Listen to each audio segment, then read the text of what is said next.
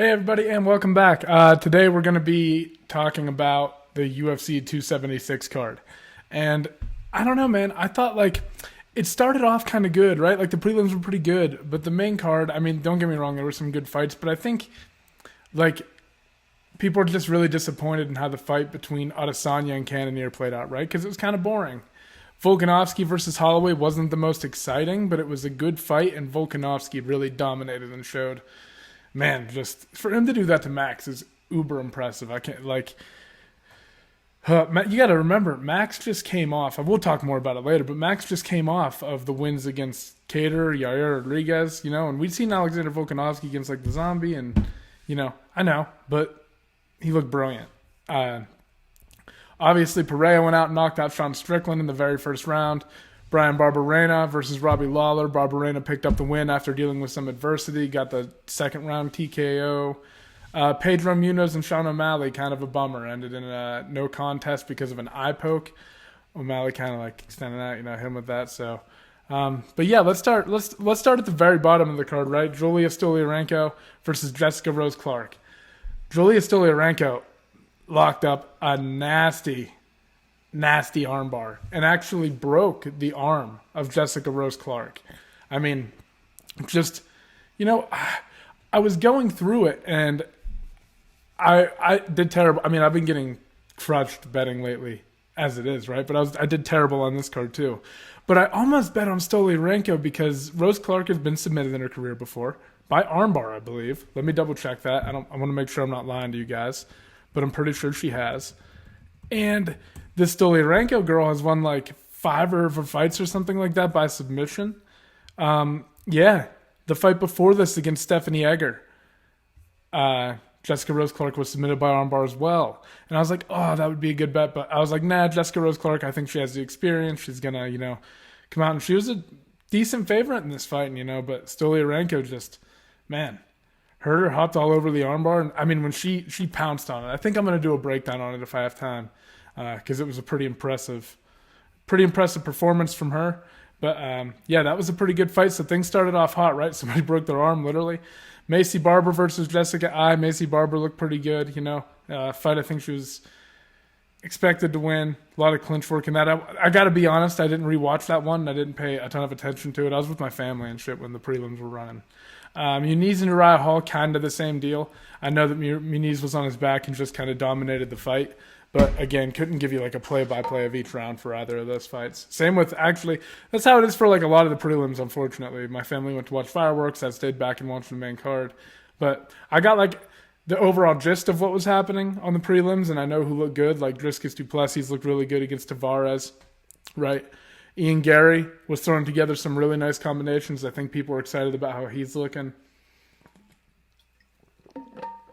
And with him, his fights haven't been against people who are too challenging, and he's kind of getting a little bit of the Sean O'Malley treatment, right? He's getting some of these easy opponents, but hey, I'm all for it. You don't want to it's important to do that because the UFC already has a good middle class. That's they're known for that, right? And when you give fighters, you let them run through your middle class a little bit more before they start getting into the top 15.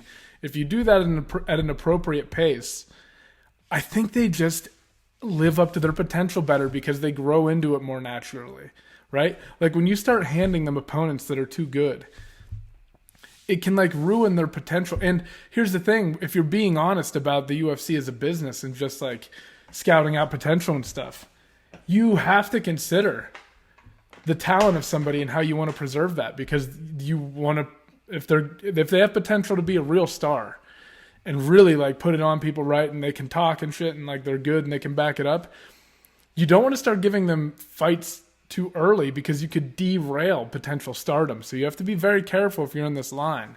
And I think the UFC is looking at Ian Gary and going, okay, what do we have here?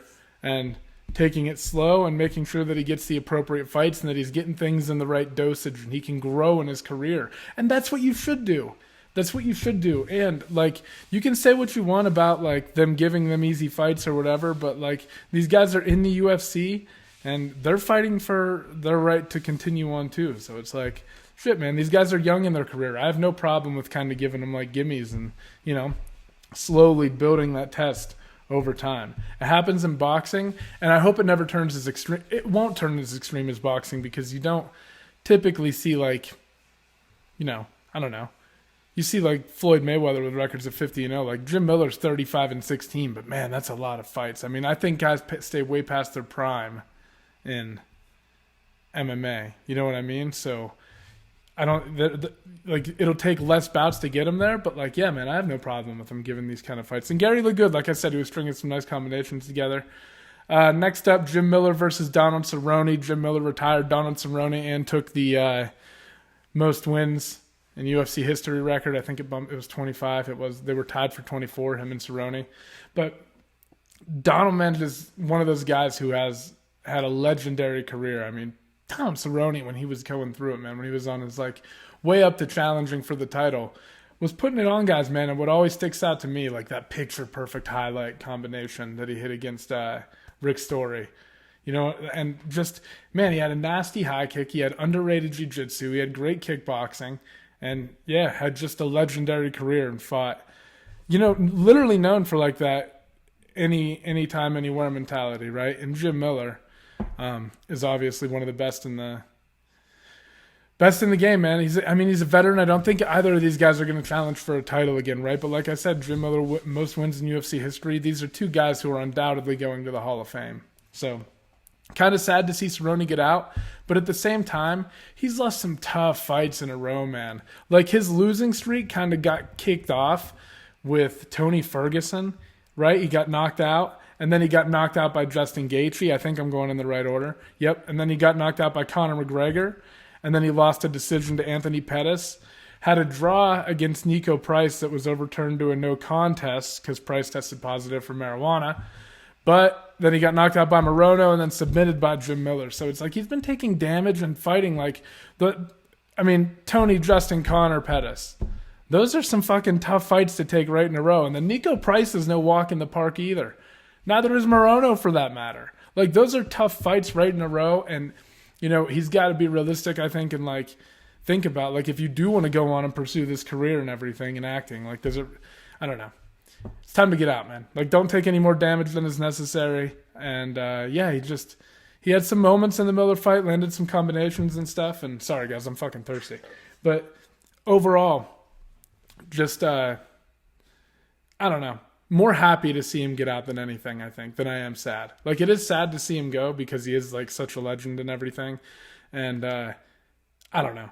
It just feels like the right time, though. You know what I mean? I think that about a lot of guys right now who are still fighting. But it is what it is. You know what I mean? You see a lot of guys fight past their. We were just talking about that earlier on the opposite end of this when you're building up stars, right? Guys fight past their prime in the UFC. All right. Next was one of the most impressive performances on the card next to Pereira. I'd say Volkanovski number 1, Pereira 2, if I had to rank them, and then Turner 3. Jalin Turner went out and fucking, man, was... First off, the way he set up that combination, right, or like the right hand that he landed, he kind of throws this left hook, right, pulls it up short, and he's already coming over the top with the right hand as Brad Riddell is throwing like an inside leg kick, and it cracks him perfectly, rocks him, goes up, and Brad Riddell tries to throw like a combination to get inside. Turner like frames on his neck, snatches up the guillotine, gets good pressure in, and man, I did a breakdown on it. I'll put a link to it right up here, like on one of these sides. But just a brilliant performance from Jalin Turner, and everything, like it was quite literally a flawless performance. Like he really did nothing wrong. Every step of the way, like everything that he did from his setup to the timing on the right hand to the way he set the guillotine up and eventually finished it and how quickly he did it. Man, Jalin Turner is a fucking problem at lightweight. Brad Riddell is good. Like, you got to realize Brad Riddell is a guy who has a lot of kickboxing experience. A guy who held his own in certain moments against Rafael Fiziev. A guy who, like, man, is tough. He's well-rounded, too. Like, he's a pretty competent grappler overall, and I thought he was going to be able to give Turner some problems. When I saw that Riddell was a plus 125, I bet on Rydell, man, because I just felt like Turner had to kind of prove himself in a fight against somebody like Rydell, and I know that Rydell was really good. And Turner's good too, but I was like, how's he going to handle some of the pressure and the combinations and the leg kicks from Rydell? And fucking saw how he handled it right away. Like, put him out, like, stunned him really, really bad and forced a bad shot out of Rydell, but then also just, like, anticipated everything that Rydell was going to do brilliantly, man. It was a fucking beautiful performance. I couldn't get over how great Jalin Turner looked and just how flawlessly he executed everything. All right, next, the prelims kicked off with Pedro Munoz versus Sean O'Malley. And O'Malley was doing a pretty good job in the first round of turning that leg out, lifting the leg, and checking those leg kicks right when Munoz would throw them. Munoz got a few through, and I felt like Munoz, maybe I was making it up, I'd have to rewatch it, but I felt like Munoz landed one kind of early that bothered Sean, and he started like switching his stances when he didn't want to, and I felt like he wasn't putting weight on it, but he seemed to get life back in it. But good to see him adjust and start checking those kicks later on. I think that O'Malley could do with putting out a little more volume against a guy like Munoz. Like, I understand that he's dangerous and everything, but I still think that you want to wear him down and start drawing. Like, you're going to be the crisper striker. In my opinion, I think O'Malley is. He just has to be careful of the big stuff. But stay defensively responsible, and just, you got to put pressure on him and draw the counters out of Munoz and then fire back, So I think that O'Malley needs to put out like a little more volume, and I think he stayed a little bit like, I don't know, like two judges, I believe, gave the first round to Pedro Munoz. So it's like, I think he just has to string things together a little bit more and really let his hands start flowing. Like he does sometimes. He has brilliant fucking performances, right? Like Paiva was a great performance. Moutinho was just outclassed, man. But Thomas Almeida was very impressive, and he finished him, Like, he is finishing guys. But against Munoz, I felt like in order for him to be successful, he was going to have to start putting it together a little bit more. I mean, who knows? There was still like basically a round and a half to go, right? So O'Malley might have started taking over a little bit more as the rounds wore on. And it did feel like he was kind of in control, but, I don't know. A little more pressure and stuff I think would have aided him. But what the fuck do I know, right? Like, he's in there fucking fighting professionally. So I fucking digress. Anyway, let's move on. Brian Barberena versus Robbie Lawler. Barberena, man, dealt with some adversity in the first round. Robbie Lawler was definitely hurting him, landing some good shots. You forget, man, like Robbie Lawler was using really good head movement, letting his hands just kind of flow, and you forget like the effortlessness to his boxing, and kind of showed, right? But I think that Barberena started finding the timing and landing some hard shots, those elbows and stuff, right? And that started hurting Robbie, and I think that Barberena just had a little bit more power on things as the fight started to wear on. You know what I mean? Like, I do kind of think there was a point where Lawler could have won the fight, and then that point sort of passed when Barberena survived the first round. And then, I don't know. Or maybe a little bit into the second. I can't remember if it bled over into the second with Robbie Lawler doing well there too, but there was just a point where like the gas tank for Robbie ran out and he couldn't get him out. Like he couldn't separate it from consciousness, so the advantage started to shift towards Barberena because he had more power on his punches, I feel like. And I don't know. It was a good fucking performance, but Robbie Lawler's one of those guys too, man, who it's like, it's not that they don't have a right to fight. Like, of course you do. You have a right to do whatever the fuck you want. Do this as long as you want, as long as it's like approved by an athletic commission. Like, you clearly saw that Robbie Lawler's a competent fighter, but it's just like, to me, when I look at it, I'd just rather see someone like in his position. He's 29-16, probably realistically not going to challenge for the title, and probably realistically not going to get offered a big money fight or anything that really, like, I feel like the draw's just not there, man. There's so many guys coming up to be excited about right now. And 170, like the way things could play out with Kamaru Usman being there, it's just a lot, man. And it's hard to, I'm just being honest. Like, it's hard to get excited about a Robbie Lawler fight, man. I love him. I love it. His fights against his fight against Rory McDonald is one of my favorite fucking fights of all time. I mean, Robbie Lawler is a fucking legend. But it's just like, it was hard to get pumped up for him versus Brian Barberena for me. Just a little bit. I don't know. Maybe I'm fucking out of line. I don't know. My opinion. All right. Anyway, let's move on to Alex Pereira versus Sean Strickland. This was a fight, again, where I felt like the odds... I felt like Strickland personally should have been a heavy favorite. And I got fucking, like, proven wrong, obviously. But I also felt like you have to think about this, right? Like, this dynamic. Strickland's a pretty good striker, but he's primarily a boxer. And he kind of does fight like that, and he like throws his punches from weird angles, and he kind of like almost gets his momentum moving with his upper torso, right? And plants his feet kind of hard. He has good footwork, though, surprisingly. Like, he has an awkward style, right? And it's a good style. Like, he tags guys. Like, you know, like when he just fought Hermanson, he was able to kind of dot him up and show that he could be defensively responsible for the most part. But it was like, when the fight started, Pereira just started landing, and you could tell that there was a crispness and a fluidity and like a power to his punches that Strickland, it just wasn't there. And you could tell that it was going to be a lot for Strickland to start getting his boxing combination set up if he strictly relied on his boxing. And this is what I feel. And it's not that it was wrong. You can go out and fight the guy however the fuck you want, right? But you got to think about it, guys. Sean Strickland has like 15 UFC fights or something like that. I might be off by a few. And he has won before this 1, 2, 3, 4, 5, 6 fights in a row. That's as many as Alex Pereira had fought total. And these are against tough guys. Like Jack Hermanson is a tough guy. Like Sean Strickland is a very capable grappler. Very capable. And I thought that and whatever. You chose to do that. Like, I understand the warrior and I respect it.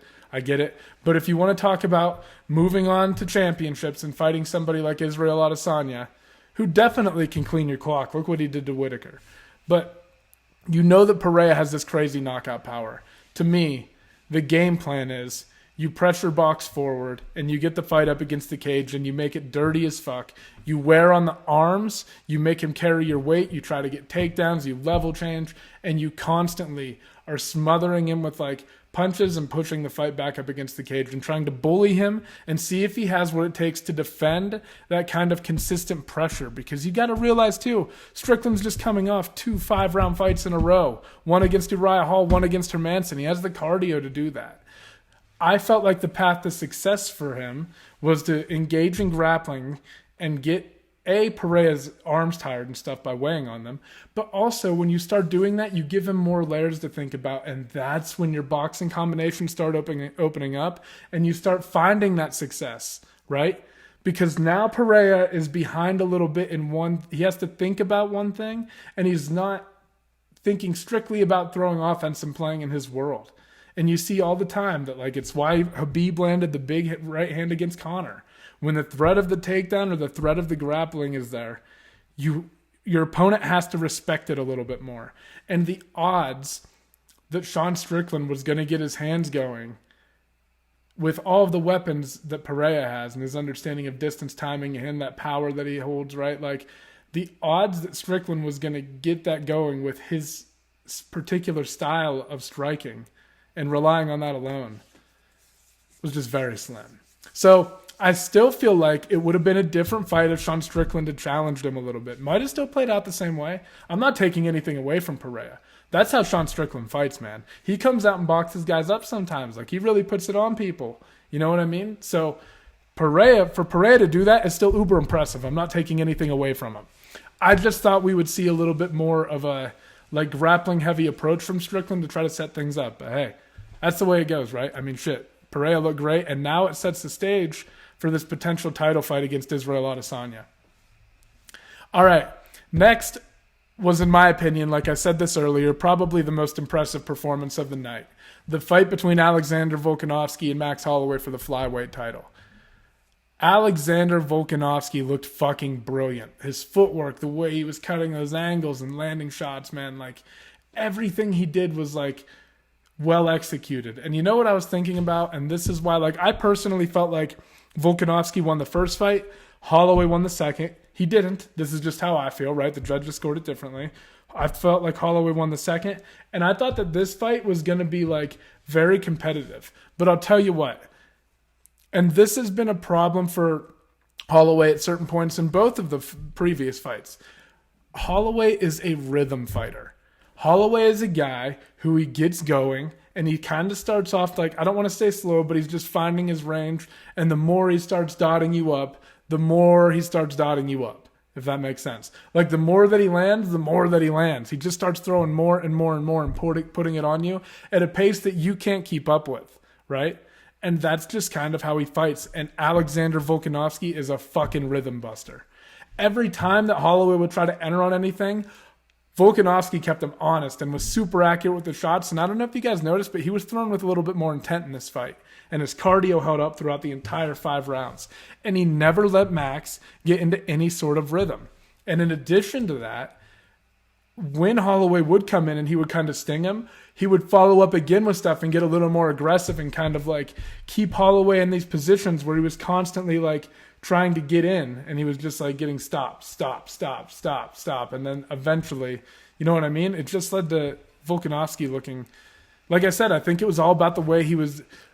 It was his timing, his footwork. It was all of that, right? But it was the fact that he was busting up the rhythm of Max Holloway, and the fact that Max never found, in the previous 2 fights at least, Max would find at least windows to get into that rhythm and start hurting Volkanovski a little bit, pressuring him, landing combinations. And in this fight, Volkanovski was never out of position and he never let it happen.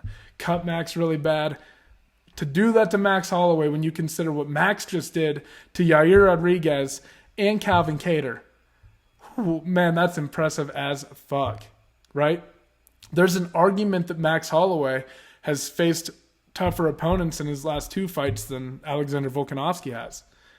I don't know. Maybe not. But, hey, there's an argument for it. And finally, we move on to Israel Adesanya versus Jared Cannonier. This is a fight that a lot of people, I mean, if you guys saw videos, people were literally leaving in the middle. And do you ever realize, no? And I felt that, you'll be watching a fight and it'll just kind of take on a mood where you know that it's not going to end in a finish and that nothing significant is really going to change and that one person is going to hold. That was kind of the case in Volkanovski. I wasn't positive there wasn't going to be a finish, but I knew at a certain point that there was no way Max was going to win, right? And in the Israel Adesanya versus Canonier fight, I was like, this is going to go to a decision. It's going to be boring, and Adesanya's going to win. You can just tell when there's no potential for electric in the air, right? Like, it evaporates somehow, and it's not there, and you can kind of sense it.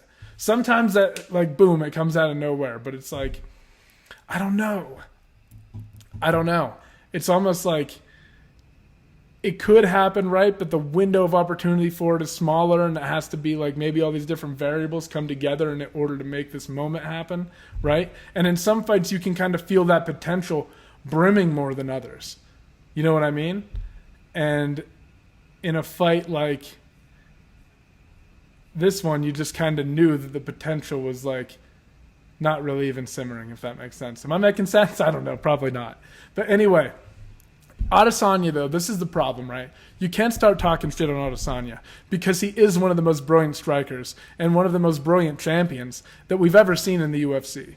And he's making a real argument for himself as the middleweight GOAT. And that's saying a lot considering Anderson Silva used to run the weight class.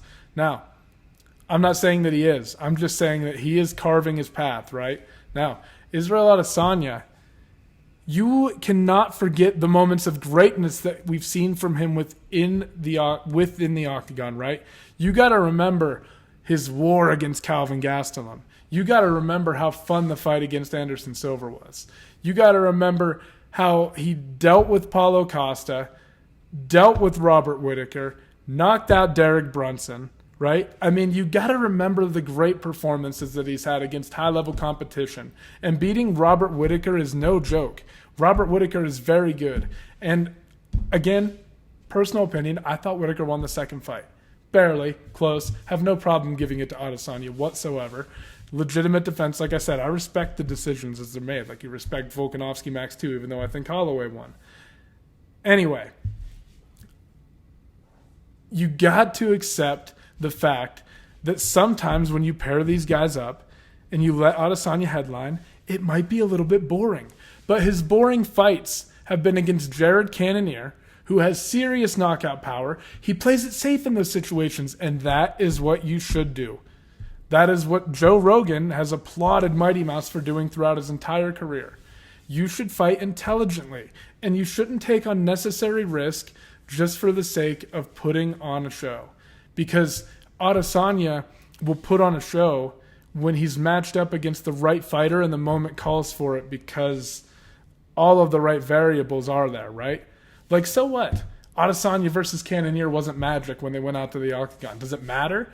No, because now you have Adesanya versus Pereira, and doesn't it feel like the potential for magic is a little bit greater in that matchup. Like it'll be a little bit, it feels like because Pereira, is going to go for it. And that they've seen each other before. And guys, yes, Pereira knocked out Adesanya with that beautiful left hook, right? Like same way he knocked out Strickland. But Adesanya was putting it on Alex Pereira in the second fight. And the first fight, Adesanya feels that he won. So it's not like it's a great matchup, and Izzy has more MMA experience. So do we see him grapple? Do we see him apply different tactics? I don't know. There's going to be a whole art to that too.